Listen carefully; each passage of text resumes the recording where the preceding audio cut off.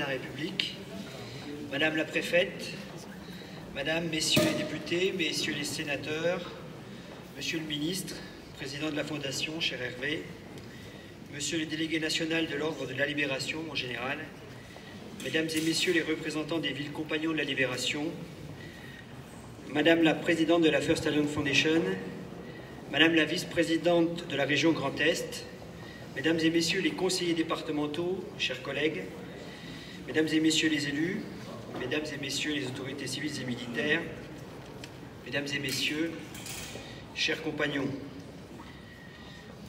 mes premiers mots je veux les adresser aux membres de la famille de Gaulle qui nous fait le plaisir d'être présents ce matin. Ils sont nos habitués, mais il est toujours important de rappeler cette fidélité à Colombey-les-Deux-Églises. Si ce village est connu à travers le monde entier, de Pékin à Washington, c'est grâce à Charles de Gaulle, et j'ai toujours un immense plaisir à vous voir lors de nos cérémonies du souvenir et une forme de fierté ce matin de vous recevoir au mémorial qui porte son nom. De la fierté, ce sont les premiers mots qui viennent pour introduire mes propos. J'ajouterai immédiatement le terme humilité, car je crois que quand on met ses pas dans ceux du général de Gaulle, ces deux mots ne peuvent qu'être liés. Pour la première fois, je m'exprime devant vous en tant que président du conseil départemental de la Haute-Marne, propriétaire du mémorial et en tant que futur président de cet établissement dès que le conseil d'administration m'aura confié cette mission le 25 novembre prochain. Cette position m'honore. Issue d'une famille gaulliste, je ressens cette future fonction au plus profond de moi-même. Je crois que d'ores et déjà, elle m'oblige à me dépasser et à entamer avec une grande énergie le nouveau cycle qui s'ouvre pour le mémorial. Depuis son inauguration, il y a plus de 10 ans, notre territoire a été profondément transformé. Le mémorial est devenu le site emblématique à visiter en Haute-Marne. Il s'est imposé aujourd'hui comme vitrine de notre département touristique, mais aussi mémoriel et historique, comme un lieu stratégique de passage, une porte d'entrée au cœur de la région Grand Est. Le mémorial Charles de Gaulle rayonne aujourd'hui bien au-delà des frontières de la Haute-Marne et même de notre pays. C'est un lieu hautement symbolique que nos plus proches voisins européens visitent en nombre chaque année et qui attire régulièrement des personnalités, politiques ou non, contribuant ainsi à sa médiatisation et à son attractivité. Mais si le mémorial est incontournable avec plus de 60 000 visiteurs par an, après 10 ans d'existence, il a besoin d'un second souffle. Certes, il a trouvé sa place dans le paysage mémorial français, mais le parcours des sites à visiter pour qui s'intéresse à l'histoire de France. Mais l'enjeu aujourd'hui est d'en faire un site où l'on aime revenir, où toutes les générations peuvent se retrouver et maintenir au fil du temps ce niveau d'intérêt des Français pour l'histoire de France. À quelques semaines seulement d'une année symbolique, à plus d'un titre, puisque je vous le rappelle qu'en 2020, nous célébrerons les 130 ans de la naissance de Charles de Gaulle, les 80 ans de l'appel du 18 juin et les 50 ans de la mort du général. L'enjeu est immense. À nous de trouver les idées qui n'existent pas ailleurs, d'être novateurs et modernes. Plusieurs pistes s'offrent à nous et je vais en évoquer quelques-unes avec vous. Il y a évidemment les travaux pour moderniser le site, en lien avec la Fondation de Gaulle, qui est propriétaire de l'esplanade de la Croix de Lorraine. C'est non seulement la modernisation dans la scénographie, avec un fort renouvellement, mais également la modernisation de l'espace d'accueil, qui débutera l'an prochain, avec un coût total de plus de 600 000 €. Mais nous devons aussi nous réinterroger sur nos pratiques. Il y a déjà la façon de transmettre la vision gaulienne et l'histoire du général. L'époque a changé. Les contemporains de Charles de Gaulle disparaissent et son histoire nourrit l'imaginaire et même le réel. Il faut se réintéresser, susciter le buzz comme on dit aujourd'hui, et pour cela, il faut davantage créer l'événement. C'est un subtil équilibre, car nous devons être audacieux et respectueux de sa personnalité et de son empreinte dans l'histoire de France. Il faut également avoir une réflexion globale sur la destination Colombey. Le mémorial, la boisserie, la commune et ses commerces doivent travailler encore davantage ensemble pour proposer un accueil plus attrayant pour tous les publics, gaullistes, curieux et touristes. Le village de Colombey-les-Deux-Églises, dans sa globalité, est une richesse à préserver et à développer. Avec la boisserie, avec la Croix de Lorraine, avec le mémorial, mais aussi avec ses atouts gastronomiques, hôteliers, ses petits commerces de proximité et ses paysages. C'est un peu le reflet de tout ce que constitue la qualité de vie en Haute-Marne. Je crois qu'il faut s'appuyer davantage sur des experts et les partenaires qui nous entourent. L'exposition qui nous est présentée ce matin par la Fondation et son président Hervé Guémard doit, à mon avis, nous servir d'exemple. Dans le même esprit, nous devrons donner plus de place à des initiatives qui pourraient venir du grand public, avec l'idée de notre réussite qui s'appuiera sur un triptyque recherche, enseignement, événementiel. Ce n'est qu'à ces conditions que nous pourrons redonner au mémorial une image plus dynamique, plus accueillante, plus chaleureuse. C'est un discours que je porte dans toutes les actions du département auprès de tous les Haut-Marnais. Soyons fiers de notre territoire, de ses richesses, de son histoire, et considérons la ruralité comme un atout à développer et non comme un handicap. Je ne vais pas être plus long et je vais laisser le soin à Hervé Guémard de vous présenter cette belle exposition. Je veux remercier Michel Audiard pour sa présence et son œuvre monumentale qui va nous présenter dans quelques minutes. Pour conclure, et peut-être pour ouvrir les propos d'Hervé, je vais vous faire part d'une réflexion personnelle. Eisenhower et De Gaulle ont eu un destin extraordinairement parallèle. Militaires tous les deux, ils ont toujours eu comme objectif, non pas de gagner la guerre, mais de gagner la paix. Cet objectif, nous devons l'avoir en tête à chaque instant. Au moment du 20e anniversaire de la chute du mur de Berlin, il est essentiel de le rappeler. Pour gagner la paix, il est toujours important de créer des passerelles, plus de passerelles que des murs. Je vous remercie.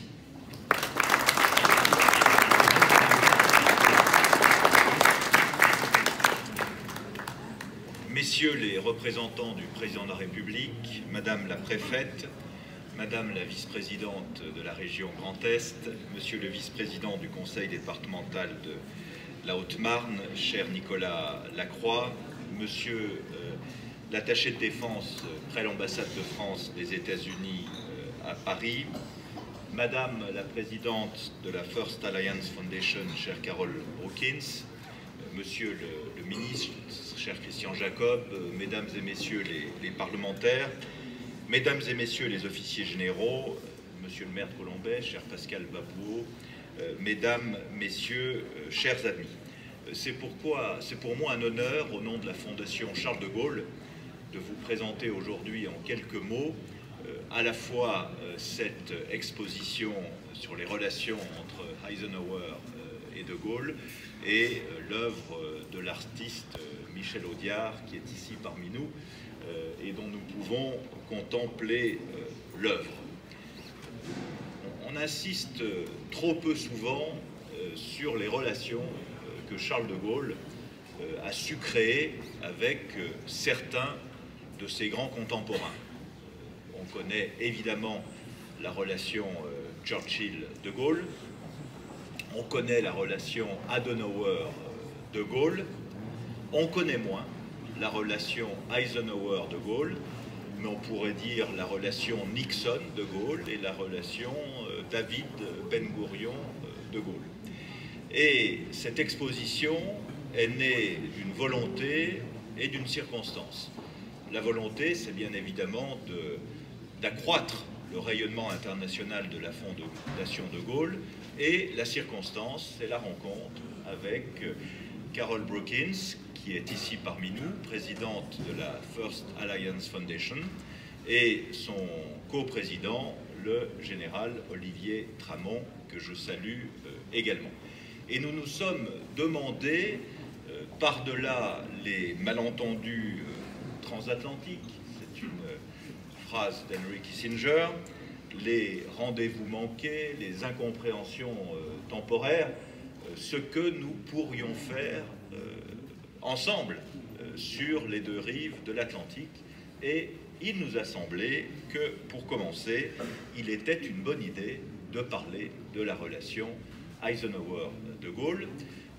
Et cette exposition en est le résultat, et je remercie la First Alliance Foundation pour son soutien financier, et bien évidemment notre partenaire historique, le Musée de l'Armée, qui a, comme toujours, joué un rôle très important. Tout conduisait, en effet, ces deux hommes à se rencontrer. Ils sont nés la même année, en 1890. Ils reçoivent une éducation fondée sur la foi et le patriotisme. Ils sont l'un et l'autre diplômés brillamment des meilleures académies de formation militaire, West Point et Saint-Cyr. Ils ont été tous les deux obsédés par la modernisation de l'outil militaire de leur pays tout au long des années 30. Ils ont donc été tous deux en conflit avec leur hiérarchie. Eisenhower, c'est peu connu, a été même menacé de passer en cour martiale. Et quand on considère le reste de son destin, cela laisse évidemment songeur. Avec le second conflit mondial, ils connaissent une dramatique montée aux responsabilités de premier plan et se rencontrent pour la première fois avant d'embrasser une carrière politique au lendemain de la guerre et de gouverner ensemble leurs pays respectifs entre 1958 et 1961. C'est la guerre, en effet, qui révèle les deux hommes à leur destin. Leur première rencontre à Alger, en 1943, dans une époque compliquée, c'est le moins qu'on puisse dire, scelle une entente et une compréhension mutuelle qui ne se démentira plus. Si les nombreuses tensions avec l'Amérique de Roosevelt ne débouchent pas sur une rupture définitive, c'est en grande partie grâce au général Eisenhower, commandant en chef des forces alliées en Europe. Charles de Gaulle lui dira, en décembre 1943, en guise d'hommage, lors de son départ d'Alger, « You are a man ». Dès cette date, celui-ci fait partie des décideurs américains qui voient en de Gaulle le leader capable de mener le combat à la tête de la France libre et plaide inlassablement auprès de Roosevelt en faveur de la reconnaissance du Comité français de libération nationale comme interlocuteur. Il finira par y consentir en mars 1944, avant que le gouvernement provisoire ne soit reconnu, d'ailleurs assez tardivement, en octobre 1944. Plus globalement, Eisenhower pressent le rôle incontournable que jouera le général de Gaulle dans la libération de la France, et il prend sur lui de jouer un rôle d'intermédiaire favorable avec le pouvoir américain. Comme le souligne son biographe, l'historien américain Stephen Ambrose, grâce à Eisenhower, la politique française des États-Unis au cours de la Seconde Guerre mondiale ne fut pas un échec total. Cependant, ce sont bien les conditions du débarquement qui finirent par unir durablement les deux hommes. Alors que de Gaulle échafaude plusieurs plans mobilisant les forces françaises de l'intérieur au service de la réussite de l'opération, Eisenhower plaide avec ardeur auprès de Roosevelt et Cordell Hull jusqu'à la veille du débarquement en faveur d'une reconnaissance politique du GPRF. L'autorisation donnée à la 2e DB d'entrer dans Paris, puis l'accord du 26 août sur les arrangements civils et économiques derrière la ligne de combat feront office de reconnaissance de facto qu'Eisenhower s'empresse de sceller par une visite à Paris dès le 27 août 1944. Comme le note Charles de Gaulle dans ses mémoires, il exprime alors à ce bon et grand chef allié l'estime, la confiance et la reconnaissance du gouvernement français. Si plusieurs conflits entre le commandement allié et les forces françaises marquent encore la longue et difficile libération du territoire, notamment l'affaire de Strasbourg en décembre 1944, de Gaulle n'en conclut pas moins de sa relation avec Ike. Au fond, ce grand soldat ressentait à son tour la sympathie mystérieuse qui, depuis tantôt 2 siècles, rapprochait son pays du mien dans les grands drames du monde. Je crois que tout est dit.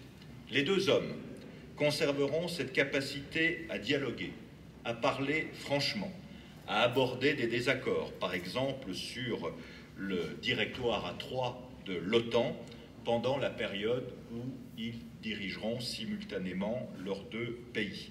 Et c'est pour rendre hommage à Eisenhower une dernière fois que De Gaulle foulera le sol américain le 31 mars 1969, quelques semaines avant son départ des responsabilités.